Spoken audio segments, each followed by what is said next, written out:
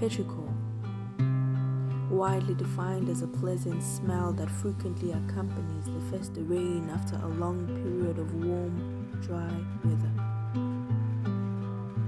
But petrichor is a warm cup of coffee after events of cold shoulders frowning at you.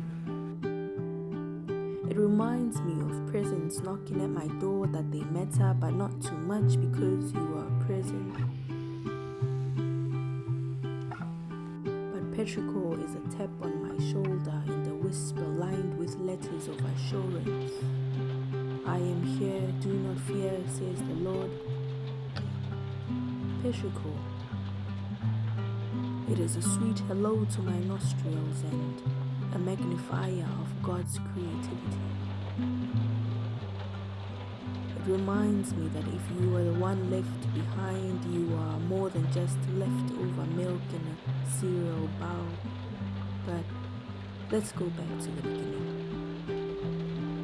Petrichor, widely defined as a pleasant smell that frequently accompanies the first rain after a long period of warm, dry weather.